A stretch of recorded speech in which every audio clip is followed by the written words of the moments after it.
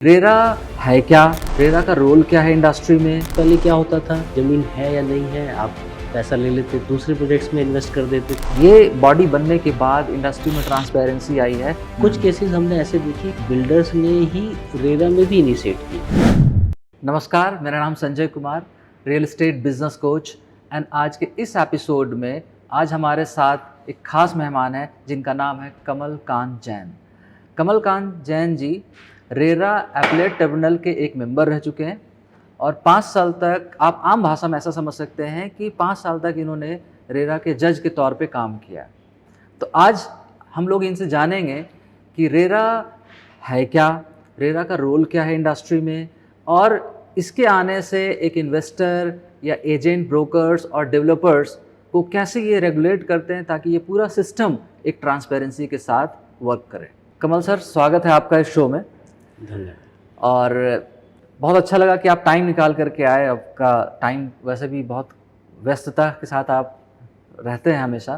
तो सर, आज आपका ये कीमती वक्त रियल एस्टेट इंडस्ट्री में जो प्लेयर्स हैं, एजेंट, ब्रोकर्स और इन्वेस्टर और होम बायर्स, इनफैक्ट डेवलपर्स, इसमें रेरा का क्या रोल होता है, या कैसे ये बॉडी बनने के बाद इंडस्ट्री में ट्रांसपेरेंसी आई है, इससे रिलेटेड कुछ बातें आज आपके साथ करेंगे। और लोगों को शायद आपके अनुभव से फ़ायदा होने वाला है, क्योंकि आपका रिच एक्सपीरियंस रहा रियल एस्टेट में। एज ए जज ऑलमोस्ट 5 इयर्स तक आपने वर्क किया, और इंटरेस्टिंग बात भी मुझे पता चली कि आपने एनबीसीसी के साथ भी जॉइंट वेंचर करके as a real estate developer की तरह भी आपने काम किया है जी।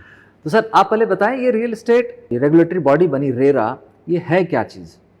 ये कोई संस्था का नाम है, कोई पॉलिसी है, कोई प्रोसेस है? मतलब आम लोगों को समझ में बहुत बार नहीं आता कि है क्या ये। अगर आम लोगों के नज़रिया से देखें तो मेरे ख्याल से सभी लोग सेबी से तो अवगत होंगे। एक सेबी जो शेयर मार्केट को रेगुलेट करती है, तो उस तरीके की ही बॉडी ये रेरा है, रियल एस्टेट मार्केट को ये रेगुलेट करती है। अच्छा।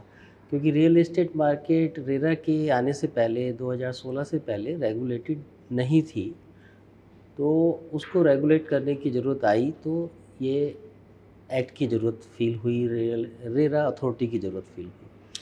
क्योंकि रियल एस्टेट स्टेट का सब्जेक्ट है, तो इसलिए ये हर स्टेट की रेरा अथॉरिटी बनी है, और हर स्टेट में ही रेरा अथॉरिटी के एक अपीलेट ट्रिब्यूनल्स भी बने हैं। तो जहाँ पे कि रेरा अथॉरिटी का जो क्षेत्र है वो ये है कि वो उस इंडस्ट्री को रेगुलेट करती है समय समय पे। वहाँ पे बिल्डर्स को रजिस्ट्रेशन अपना कराना पड़ता है, कोई भी प्रोजेक्ट लाने के लिए। प्रोजेक्ट का अलग होता है, प्रमोटर्स का अलग रजिस्ट्रेशन होता है, और एजेंट्स को भी अपना रजिस्ट्रेशन कराना होता है।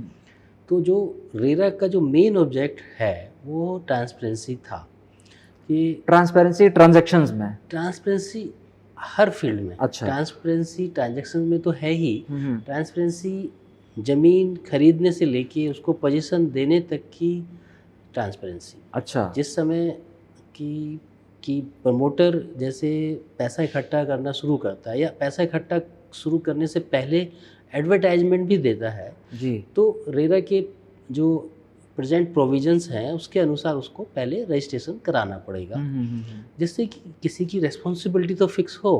कोई पहले, उससे पहले क्या होता था कि ज़मीन है या नहीं है, आप पैसा ले लेते थे। बिल्कुल ऐसा ही होता था। पैसा लेने के बाद आप कई बार, आपको टेम्पटेशन में आप दूसरे प्रोजेक्ट्स में इन्वेस्ट कर देते थे, उसको घर बनाने की बजाय, क्योंकि रियल एस्टेट में बूम था।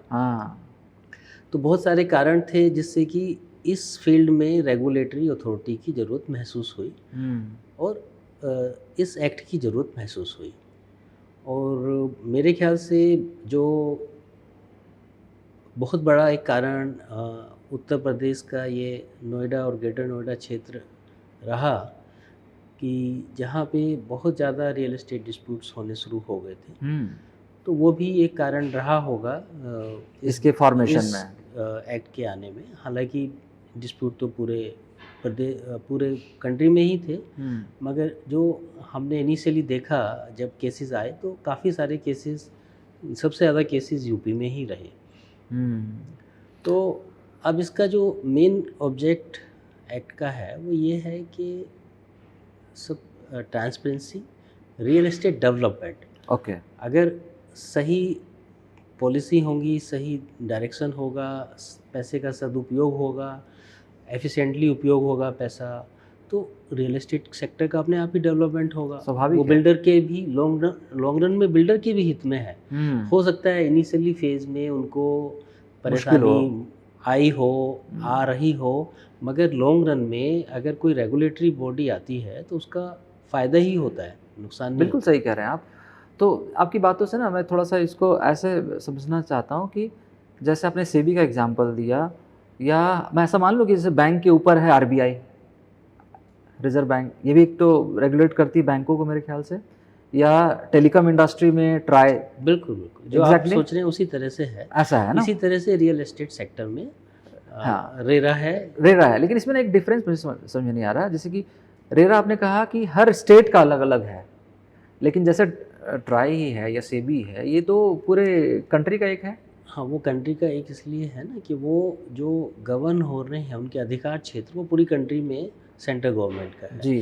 क्योंकि रियल एस्टेट स्टेट गवर्नमेंट के सब्जेक्ट्स हैं। ओह! तो दैट इज़ व्हाई। इसलिए हालांकि एक्ट सेंट्रल गवर्नमेंट का है, जी। स्टेट गवर्नमेंट्स को उसको उसके रूल्स बनाने की पावर दी गई है, और अपने अपने क्षेत्र में जो एक्ट में डिफाइंड है एप्रोप्रिएट गवर्नमेंट, वो स्टेट गवर्नमेंट है जो कि अपने अपने क्षेत्र में रेगुलेटरी अथॉरिटी बना करके रियल एस्टेट को कंट्रोल करेंगे। इसका मतलब ये हो सकता है कि अगर यूपी का रेरा और महाराष्ट्र का रेरा में डिफरेंस हो सकता है उनके कुछ।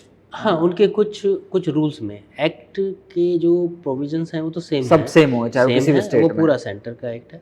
बट हाँ, उनको रूल्स में थोड़ी फ्लेक्सिबिलिटी दी गई है, क्योंकि हर एक स्टेट पे थोड़े अपने अपने पिक्यूलर सर्कमस्टेंसेस होते जी। हैं। उस हिसाब से थोड़ी सी सुविधा उनको दी है कि अपने हिसाब से वो रूल्स बनाएं। जी।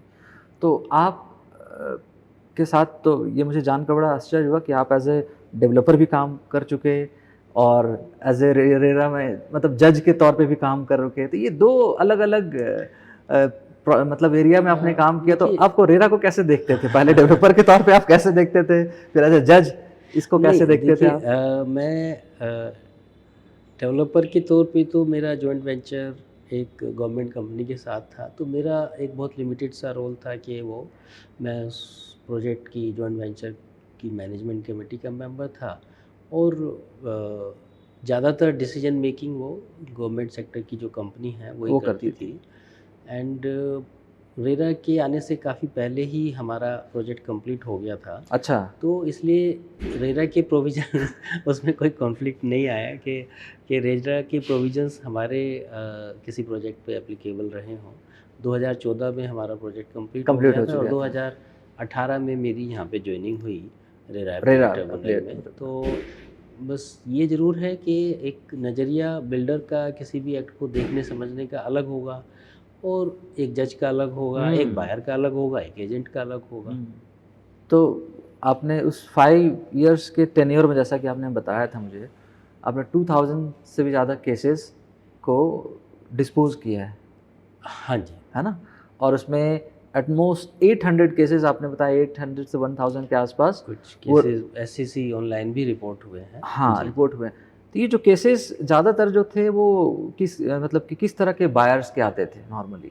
ये बायर्स के आते थे या देखिए, डेवलपर के भी आते थे? नहीं, दोनों के ही आते थे। अच्छा। क्योंकि जो भी एग्रीव पार्टी होगी रेरा के जजमेंट से, वो हमारे यहाँ अपील कर सकती थी।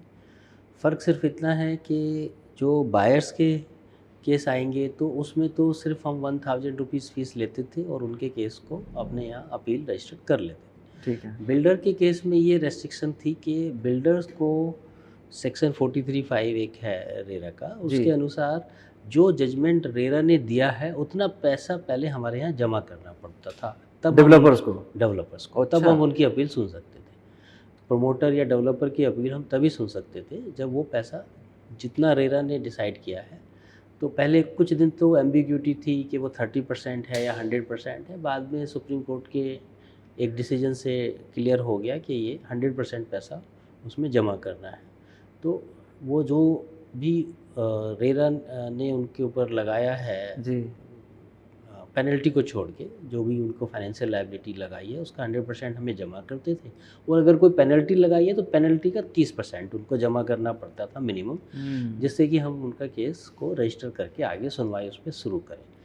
तो वो फ़र्क था। तो इस वजह से कई बार जो Developers नहीं बिल्डर्स आते हैं थे। उनके केस थोड़े कम आते थे, बायर्स के केस ज़्यादा आ जाते थे, बट उसके बाद भी बिल्डर्स के भी काफ़ी केस आते थे। तो बायर्स का तो मुझे समझ में आता है, बायर्स का, इन्वेस्टर्स का ऐसा होगा कि जी उनको फ्लैट नहीं मिला या उनका बनाया हुआ शॉप उनको नहीं मिला, है ना, या प्रोजेक्ट ही तैयार नहीं हुई, तो इस तरह के केसेस होंगे, या माल प्रैक्टिसेस का, डिलेज का, तो ये ठीक समझ में आता है। डेवलपर्स केस क्यों करते थे और किस पे नहीं, करते थे? देखिए डेवलपर्स का की तरफ से इनिशिएशन नहीं होता नॉर्मली। अच्छा। हाँ, हालांकि हुआ है रेरा में डेवलपर की तरफ से भी इनिशिएशन, बट मैं आपको बताता हूँ, जैसे रेरा ने कोई डिसीजन दिया डेवलपर को, हमारे पास तो अपील आती थी, जी। तो रेरा ने कोई डिसीजन दिया, उसको डायरेक्शन दिया प्रमोटर को, डेवलपर को, कि आप इतना पैसा इंटरेस्ट के साथ रिफंड कर दें। ठीक है। तो कई बार ऐसा हुआ कि वो जो डायरेक्शन थे, जैसे वो कई बार बहुत एक्ट के आने के पहले के पैसे के भी हो गए, जी। तो उसकी अपील उन्होंने की कि जी एक्ट ही 2016 में आया है और हमें जो डायरेक्शन हुए रेरा ने 2009 से कर दिए, 2011 से कर दिए। तो अब उसका भी इंटरप्रिटेशन हुआ कि वो कब से डायरेक्शन होने चाहिए थे। हालांकि काफ़ी सारे जजमेंट में ये डिसाइड हुआ कि वो जो उन्होंने एग्रीमेंट किया है बायर्स के साथ, वो एग्रीमेंट रजिस्ट्रेशन के समय पे अगर वो कंप्लीट नहीं हुआ प्रोजेक्ट उनका, तो वो एग्रीमेंट जो है वो हमने डॉटेड लाइन एग्रीमेंट माना काफ़ी सारे केसेस में, और उसको बैकडेट से भी इंटरेस्ट दिया गया। तो कुछ उनका ये एक पॉइंट था बिल्डर्स का कि भाई हमारे को इंटरेस्ट कब से दिया जाना चाहिए, कितना दिया जाना चाहिए। कई बार रेरा ने बहुत ध्यान से नहीं देखा, उन्होंने कंप्लीशन लिया हुआ था फिर भी इंटरेस्ट दे दिया, तो उसकी अपील वो कई बार कर देते थे, इस तरह केसेस आते थे। है ना। और इस तरीके की भी केसेस आते थे कि उन्होंने, बिल्डर्स ने का जो परसेप्शन था कि उसने प्रोजेक्ट को कंप्लीट कर दिया है, बट बायर का परसेप्शन था कि कंप्लीट नहीं हुआ है।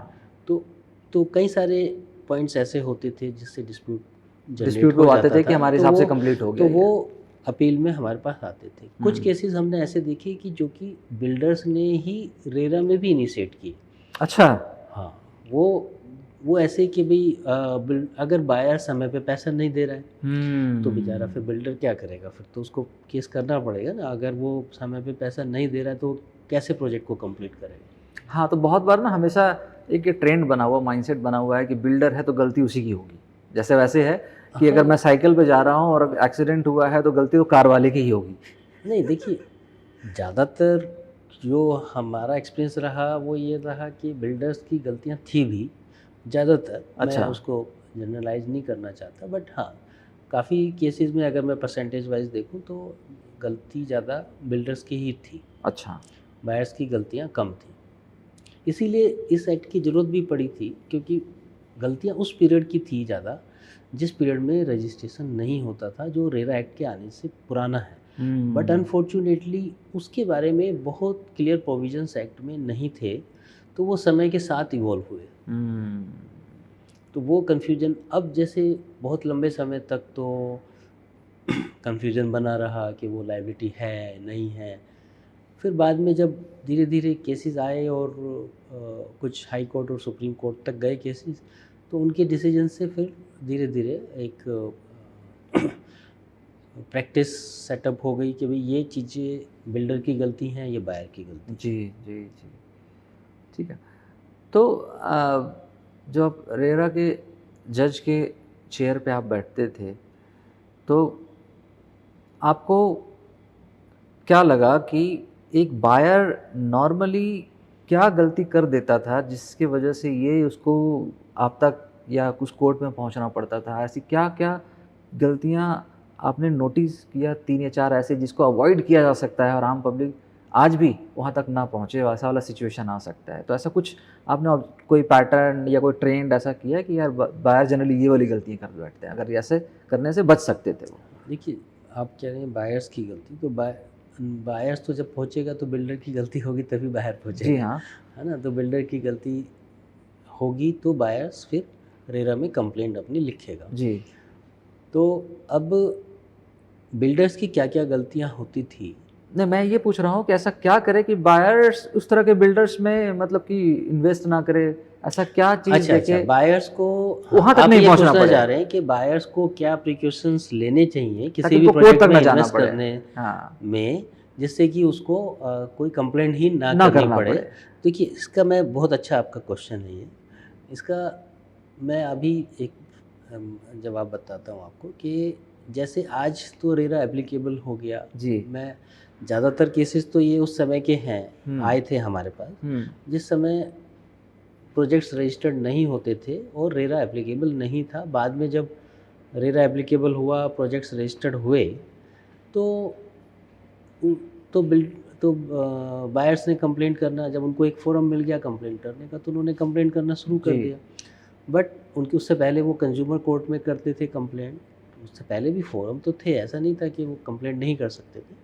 बट वहाँ पे क्या था कि उनका प्रायोरिटी तो वो रियल एस्टेट नहीं था उनका, हुँ, एंड उसकी वजह से वहाँ पे समय बहुत ज़्यादा लग जाता जी। था।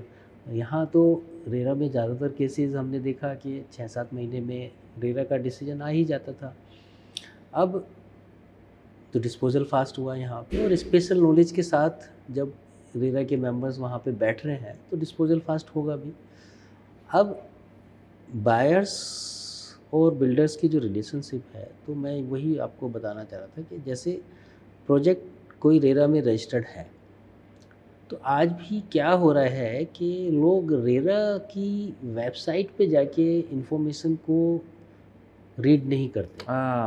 आज भी वो डिपेंड करते हैं थर्ड पार्टी इन्फॉर्मेशन थर्ड पे। पार्टी इन्फॉर्मेशन पे, कुछ ना कुछ इधर-उधर से इन्फॉर्मेशन लेके किसी दोस्त से पूछ लिया, किसी एजेंट से पूछ लिया और हाँ, उसमें इन्वेस्ट कर दिया। इतना समय अगर रिसर्च करें तो सारी की सारी इन्फॉर्मेशन किसी भी प्रोजेक्ट के बारे में, आज जितनी इन्फॉर्मेशन अवेलेबल है और उसको कोई बहुत केयरफुली पढ़ना जानता है, तो वो गलती करने के चांसेस ही नहीं है उसके। तो बड़ा सिंपल सा तरीका है, उनको किसी प्रोजेक्ट में पैसा लगा रहे हैं उससे पहले रेरा की रेरा वेबसाइट की पे वेबसाइट पे जाएँ, उस प्रमोटर का भी पूरा डिटेल देखें हाँ, और उस प्रोजेक्ट का भी डिटेल देखें। अच्छा खुद कैपेबल नहीं है तो किसी प्रोफेशनल को हायर कर हायर लें, कर लें। किसी चार्टर्ड अकाउंटेंट को, किसी लॉयर को, किसी कंपनी सेक्रेटरी को, कॉस्ट अकाउंटेंट को हायर कर लें।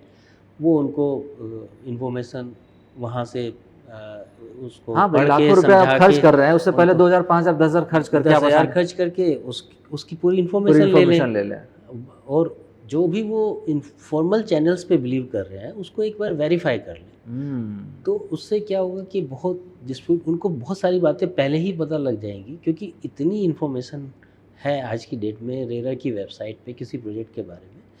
यहाँ तक कि एग्रीमेंट्स के फॉर्मेट क्या होंगे और किस समय पे उसको डिलीवरी देनी है बिल्डर को, वो सारी चीज़ें किस स्पेसिफिकेशन के साथ देनी है, बहुत सारी चीज़ें उसमें ऑलरेडी ऑलरेडी है। डिफाइंड हैं।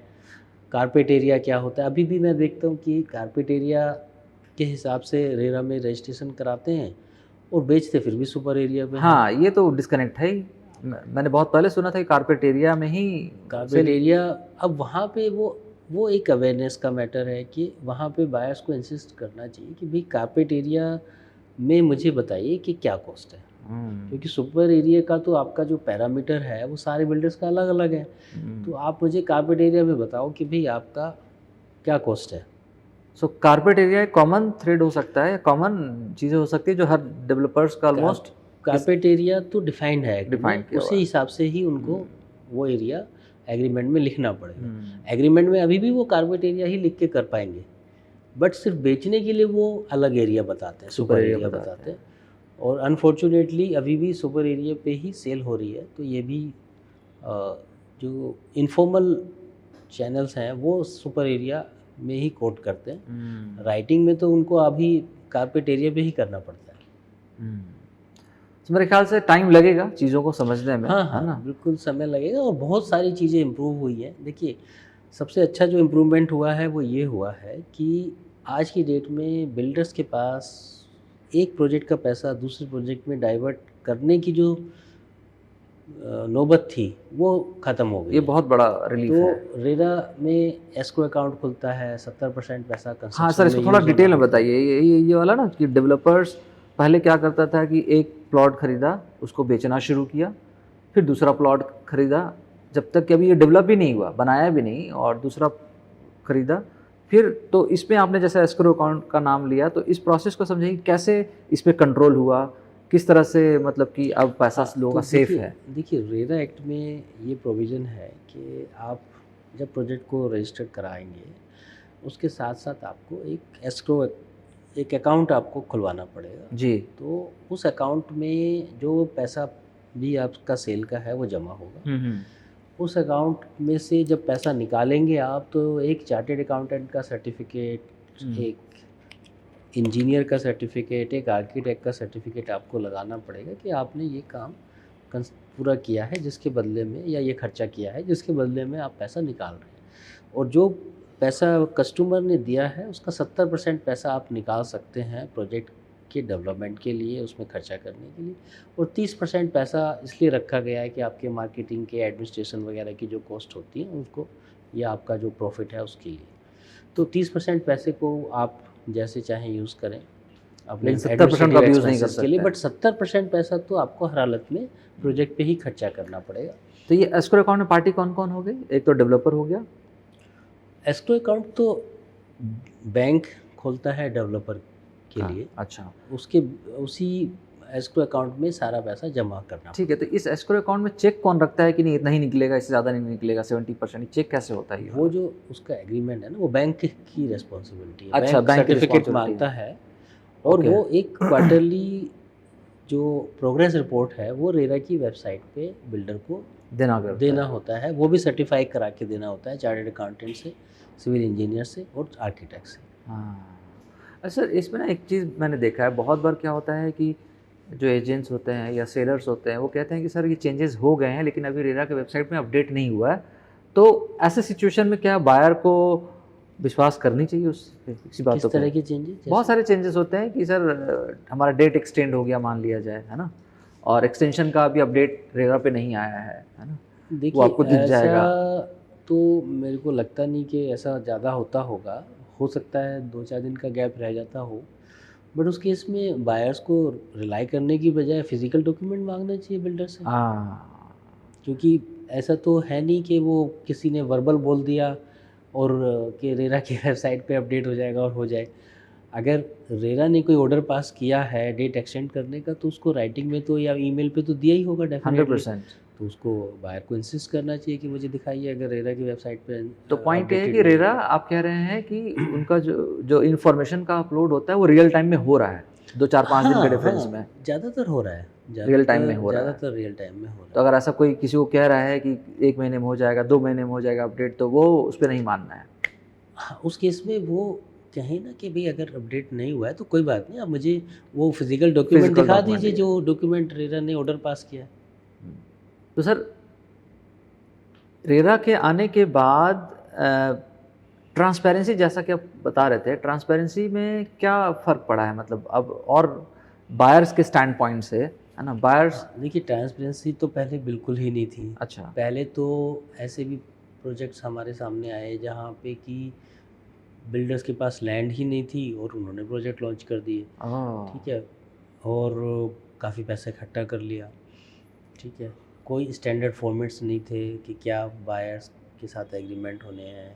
कोई एरिया का जैसे मेरा जैसा मन किया मैंने अपना एग्रीमेंट बना लिया। मेरा जैसे मन किया, जैसे मेरे को सूट किया मैंने बना लिया, जैसे मर्ज़ी पैसा लिया, जो जिस अकाउंट में लिया लेना है ले लिया। जहाँ मर्ज़ी लिया, अपने में ले लिया, कभी लैंड ओनर के में ले लिया, कभी बायर्स किसी अपनी एसोसिएट कंसर्न में ले लिया।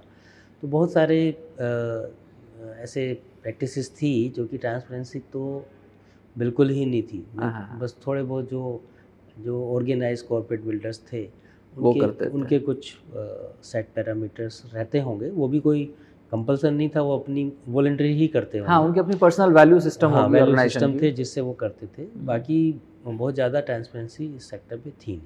अब तो ट्रांसपेरेंसी धीरे-धीरे आ रही है। हालाँकि वो एक्ट के हिसाब से तो तुरंत ही आ जानी चाहिए थी, बट कुछ प्रैक्टिकल प्रॉब्लम्स होती हैं तो धीरे धीरे आ रही हैं। और अब तो रेरा में रजिस्ट्रेशन भी पूरी स्क्रूटनी के बाद होता है कि आप ओनर हैं नहीं हैं। कुछ केसेस हमारे पास ऐसे भी आ गए थे जिसमें कि लैंड ओनर्स के और डेवलपर के डिस्प्यूट्स हो गए आपस के, अच्छा। उस वजह से बायर्स की रजिस्ट्री नहीं हो पा रही है। हम्म। तो अब रेरा ये इंश्योर करती है कि उनके जो आपस के एग्रीमेंट्स हैं वो ठीक हैं या नहीं हैं। कल को ऐसी सिचुएशन तो नहीं आएगी कि आपने डेवलप भी कर दिया, उसके बाद आपके लैंड ओनर के साथ डिस्प्यूट हो गए और रजिस्ट्री नहीं हो रजिस्ट्री नहीं हो पाएगी। तो इसलिए लैंड ओनर भी प्रमोटर ही है, वो को प्रमोटर माना जाता है। ऐसे हमने काफ़ी सारे डिसीजन दिए जिसमें कि लैंड ओनर को हमने प्रमोटर माना। तो ये भ्रांति थी कि लैंड ओनर तो प्रमोटर होता ही नहीं, बट एक्ट के हिसाब से तो होता है। अच्छा, तो कुल मिलाकर के अभी तक का जो बात और डिस्कशन हुआ है कि रेरा तो बायर्स और इन्वेस्टर्स के पैसे को तो पूरी तरह से सेफ गार्ड करती है। ये ब्रोकर्स या एजेंट्स को कैसे फ़ायदा पहुंचा रही है ये? उसको उसके लिए भी कुछ कर रही है या सिर्फ उसके अगेंस्ट में है ये? नहीं, देखिए अभी तक क्या था कि जो मेरे सामने केसेस आए तो बहुत नेग्लिजिबल केसेस थे जो कि एजेंट्स ने किए हों या एजेंट्स के अगेंस्ट हुए हों। अच्छा। तो एजेंट्स की हालांकि बहुत रिस्पॉन्सिबिलिटी है ट्रांसपेरेंसी मेंटेन करने में, और मैं समझता हूँ कि एजेंट ही वो कड़ी है जो कि इस एक्ट की ट्रांसपेरेंसी को कन्वे कर सकता है। जैसे अभी मैंने एग्जांपल आपको दिया कि भी आप किसी प्रोफेशनल से वेट करा लीजिए रेरा के प्रोजेक्ट्स को, जी। तो उसके साथ साथ आप एजेंट से भी करा सकते हैं। ये हाँ। काम एजेंट्स भी कर सकते हैं, क्योंकि जितनी अच्छी टेक्निकल नॉलेज एजेंट्स को होती है उतनी प्रोफेशनल्स को भी नहीं होती रियल एस्टेट के बारे में। Very true. तो जो अच्छे एजेंट्स हैं वो अपने जो भी उनके क्लाइंट्स हैं उनका ध्यान रखेंगे और उनको सही इन्फॉर्मेशन देंगे। हाँ। तो एजेंट्स की ये ड्यूटी बनती है कि वो सही इन्फॉर्मेशन दें, और यही एक्ट ने उन पर रिस्पॉन्सिबिलिटी लगाई है कि वो मिसलीड ना करें बायर्स को किसी भी प्रोजेक्ट्स के बारे में। तो एजेंट तो बिल्कुल पूरा एक समझ लीजिए कि एक बेसिक इन्फॉर्मेशन का सोर्स है। अच्छा। किसी भी प्रोजेक्ट के बारे में उसको पूरा स्टडी करना चाहिए। अच्छा, सरप्राइजिंगली एजेंट भी नहीं देखते जो रेरा की वेबसाइट है, कोई भी एजेंट अगर किसी प्रोजेक्ट की मार्केटिंग कर रहा है तो उसकी रिस्पॉन्सिबिलिटी बनती है कि वो पूरा इन्फॉर्मेशन ले उस प्रमोटर के बारे में भी, उस प्रोजेक्ट के बारे में भी, और अपने बायर्स को एजुकेट करे। तो आपने जो सलाह दिया कि एक बायर को रेरा रेफर करना चाहिए उन वेबसाइट पे जाकर, ठीक इस तरह से आप कह रहे हैं कि एजेंट्स को तो करना ही चाहिए। हाँ, एजेंट्स तो अगर नहीं कर रहे तो वो तो क्राइम कर रहे हैं, बहुत बड़ा क्राइम कर रहे हैं वो कि आप उस प्रोडक्ट को बेच रहे हैं जिसके बारे में आपको खुद नहीं पता है। हाँ, अगर आपको खुद नहीं पता तो आप कैसे अपने जो प्रोस्पेक्टिव बायर्स हैं उनको बता पाएं। हाँ। तो उनकी तो बहुत बड़ी रिस्पॉन्सिबिलिटी ये बनती है कि वो उसको देखें, समझें, उसके लीगल एस्पेक्ट्स में अपने बिल्डर्स के साथ वो सवाल जवाब भी करें। अगर उनको लगता है कि कहीं पर बिल्डर की गलती है या वो कोई छुपाने की कोशिश कर रहा है तो उससे क्लेरिफाई करें सारी पोजीशन अपने बायर्स को। क्योंकि देखिए जो बायर्स हैं वो एजेंट के भरोसे पे खरीद रहे हैं। बिल्कुल। तो अगर कल को बिल्डर्स के साथ बिल्डर उसके प्रोजेक्ट को डिलीवर नहीं कर पाता है समय पे, या कोई भी प्रॉब्लम आती तो एजेंट का भी तो भरोसा टूटता है। 100%। वो आगे उस क्लाइंट को या उस क्लाइंट की चेन में जो दूसरे लोग हैं उनको नहीं बेच पाएगा। तो इसलिए एजेंट्स को भी सारे प्रिकॉशंस लेने चाहिए। अच्छा सर, अभी जो मैंने देखा है कि बहुत सारे रियल एस्टेट एजेंट्स हैं बिना रेरा के भी काम कर रहे हैं, तो क्या ये अलाउ है, कर सकते हैं वो लोग? देखिए, अलाउ तो नहीं है। एक्ट तो में तो क्लियर प्रोविज़न है कि रेरा में रजिस्ट्रेशन के बगैर नहीं कर सकते एजेंट्स। जो अगर वो कोई किसी बायर ने ख़रीद लिया है फ्लैट, उसको सेल वेल करा रहे हैं या प्लॉट को, वो तो एक अलग चीज़ हो जाती है। हाँ, तो मतलब रीसेल में ज़रूरत नहीं है, लेकिन अगर प्राइमरी मार्केट में है। हाँ, अगर कोई भी प्रोजेक्ट रजिस्टर्ड है, हाँ, प्राइमरी मार्केट में भी अगर कोई अनरजिस्टर्ड प्रोजेक्ट है, प्लानिंग एरिया से बाहर है, तो वहाँ तो कर सकते हैं, वहाँ कर कोई सकते दिक्कत हैं। नहीं। बट कोई भी रजिस्टर्ड प्रोजेक्ट है या रजिस्टर्ड प्रमोटर है, उसके प्रोजेक्ट्स को ये अगर एजेंट बेचते हैं तो उसमें रजिस्ट्रेशन कराना इम्पॉर्टेंट है। ठीक है सर। अच्छा, तो आप की जो जर्नी रही थी खासकर एज ए जज, तो अगर मैं इस पूरे एक्सपीरियंस को ये जो नए जनरेशन्स के रियल एस्टेट एजेंट्स आ रहे हैं, है ना, या ब्रोकर्स फर्म बन रही है या डेवलपर फर्म बन रहा है, उसको आप क्या एडवाइस देंगे? ताकि आपने बताया कि ज़्यादातर गलतियाँ उनकी ही होती है ना?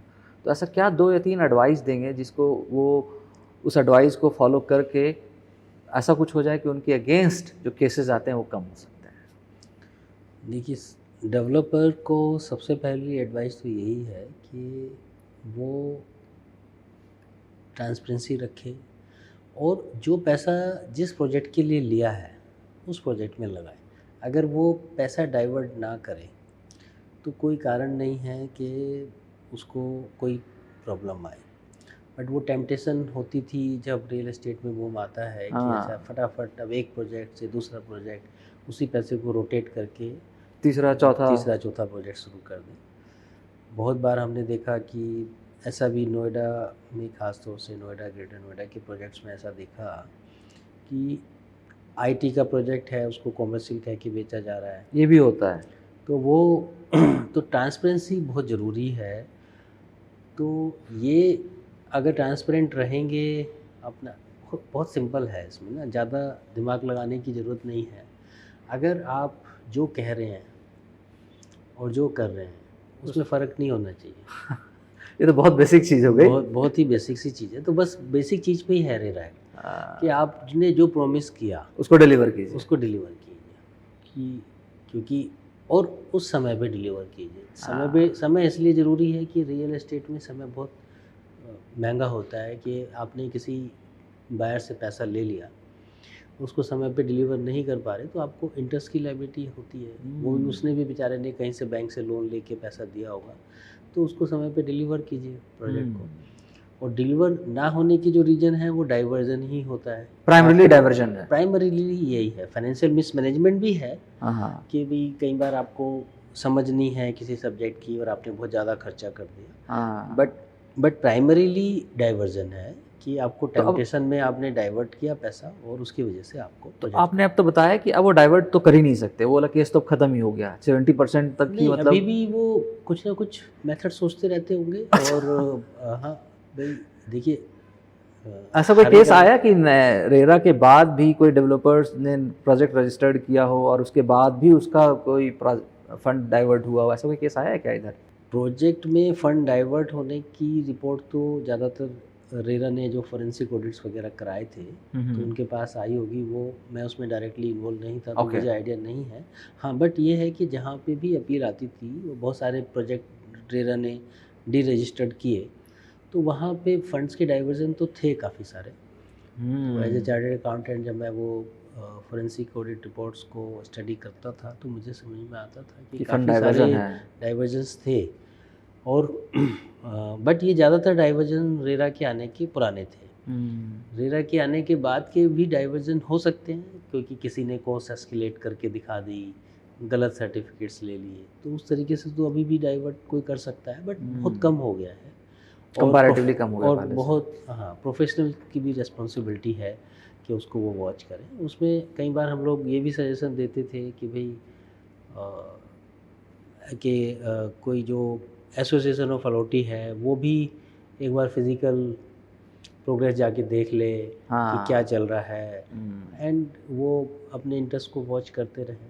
सर एक बात मुझे बहुत ज़्यादा सुनने को मिलती है, और वो लोग कहते हैं कि यार डेवलपर्स के पास पैसा बहुत ज़्यादा होता है, वो किसी को भी खरीद सकता है, यहाँ तक कि रेरा को भी खरीद सकता है, अब क्या कर लोगे? तो क्या ये बात में सच्चाई है? मतलब आपका जिस टेन्योर में क्या अनुभव रहा है?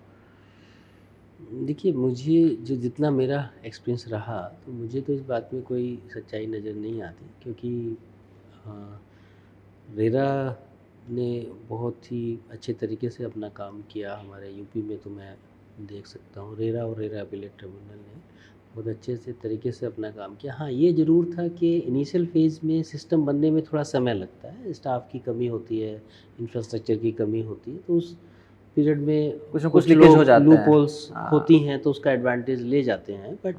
बट जैसे जैसे समय बीतता जा रहा है और एसओपीज़ बनते जा रहे हैं काफ़ी सारे, जो जहाँ एरिया ज़रूरत होती है रेरा वहाँ पे समय समय पे अपने एसओपीज़ जारी करता है। और उसके अलावा ये इवोल्व हो रहा है एक्ट, बहुत सारे इस पे डिसीजंस आ रहे हैं, तो मुझे नहीं लगता कि कोई ऐसा मेरे केस देखने में तो ख़ास तौर पे नहीं आया। मतलब स्पेसिफिकली कोई बहुत नेग्लिजिबल कहीं हुआ होगा तो कुछ हमें नहीं पता उसके बारे में, बट जनरली ऐसा नहीं हुआ। मतलब आपके टेन्योर में आपके सामने ऐसा कोई केस आया नहीं कि जहाँ पे बिल्डर ने रेरा के लोगों को इन्फ्लुएंस करके अपना मैनिपुलेशन किया, ऐसा कुछ केस नहीं आया आपको? हाँ, कोई नोट एकदम ऐसा कोई नोटिसेबल इवेंट मेरे को नज़र नहीं आ रहा है कि जहाँ पे कुछ बहुत बड़ा इन्फ्लुएंस किया हो। वो सभी लोग अपना अपना काम ईमानदारी से कर रहे हैं। सर अब लास्ट एक और सवाल मैं आपसे पूछना चाहता हूँ। आपका रोल डिजिटाइजेशन में भी रहा है, स्पेशली रेरा और उस एप्लेट से रिलेटेड, वो क्या था एक तो वो, और दूसरा उसी से रिलेटेड कि आप रियल एस्टेट को आने वाले 5 साल में 10 साल में क्या देख रहे हैं, किस तरह से देख रहे हैं, specially infusion of artificial intelligence और डिजिटाइजेशन? सबसे पहले मैं रेरा एपिलेट ई कोड की बात करता हूँ। वहाँ पे अभी हम लोगों ने आपने बताया था कि ई कोड में आपका ई कंट्रीब्यूशन। कोड में, हाँ, हमने एक NIC की हेल्प से रेरा एपिलेट का ई कोड पोर्टल डेवलप किया। वो काफ़ी लोगों ने उसको अप्रिशिएट किया। तो उसमें ये था कि हम लोगों ने उसका जो अपील फाइल करने के जो मेथड हैं वो हाँ। काफ़ी थोड़े इजी बना दिए, जिसमें कि कंप्लेंट नंबर आप फाइल करते हैं तो सारा डेटा रेरा से फैच होके हमने रेरा के साथ इंटीग्रेट कर दिया। अच्छा। तो उस अपील से रिलेटेड सारा डेटा रेरा से फैच होके आ जाता है। इसी तरीके से हम लोग देख रहे थे, जब हम मैनुअली नोटिस वगैरह सर्व कर रहे थे, हमारे पास अपील फाइल होती थी तो बिल्डर्स को नोटिस देना पड़ता था जी। तो बहुत सारे बिल्डर्स जिन्होंने ऑफिस बंद कर दिए थे तो उनको नोटिस ही नहीं सर्व हो पा रहे थे। तो 6-6 महीने निकल गए थे नोटिस सर्व होने में। डेट दी जाती थी, फिर दोबारा नोटिस सर्व हो, फिर एड्रेस ढूंढते थे जो बायर्स हैं या उनके जो एडवोकेट्स हैं। तो हमने उसको रेरा के से लिंक कर दिया अपील फाइल करते समय, तो उसको नोटिस फ़ोन पे और ईमेल पे जो उसने रेरा में दी हुई थी, चाहे वो बिल्डर हो चाहे बायर हो, अगर बिल्डर ने भी अपील फाइल करी तो बायर को नोटिस चला जाता था उसके मेल पे, उस पे साइमल्टेनियसली अपील फाइल करते ही चला जाता। अच्छा। और तो उस तरीके से इंटीग्रेट हो गया था कि हमारा जो पोर्टल था वो रेरा के साथ एड्रेस सब कुछ वहाँ से मिल जाता था। तो हम कहते थे जो रेरा के पोर्टल पे एड्रेस है आप वहाँ पे नोटिस सर्व कर लो, हम सफिशेंट मान लेंगे। क्योंकि अगर ऑफिस बंद हो गया तो आप वहाँ पे लिखवा दीजिए 2 विटनेस से कि भाई ऑफिस बंद हो गया है, या नोटिस हम फिर जो ईमेल पे या फ़ोन पे जाता था उसी को सफिशेंट मान लेते थे। अच्छा। तो एक ये बहुत बड़ी प्रॉब्लम थी रेरा फिजिकल की अपील को चालू रखने में।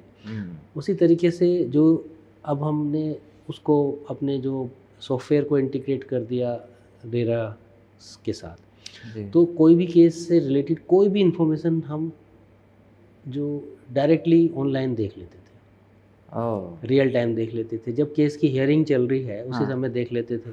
तो उसमें फ़ाइल तलब करने का जो सिस्टम जो पुराना चला आ रहा था अंग्रेज़ों के ज़माने से, कोर्ट को जब लोअर कोर्ट की फ़ाइल मंगाते थे, फिर डेट लगती थी, फिर वो अगली डेट पे किसी कारण से नहीं आ पाती थी तो एक और डेट लग जाती थी, तो उसमें बहुत समय वेस्ट होता था। तो हम तो रियल टाइम में ही देख लेते थे कि ये रेरा में आपने क्या डॉक्यूमेंट फाइल किया, क्या उनकी ऑर्डर सीट है, क्या उन्होंने कहा, क्या आपने कहा, क्या किस पार्टी ने कहा। वाह, इससे तो डिस्पोजल केस का बड़ा आसान हो गया और फास्ट हो गया।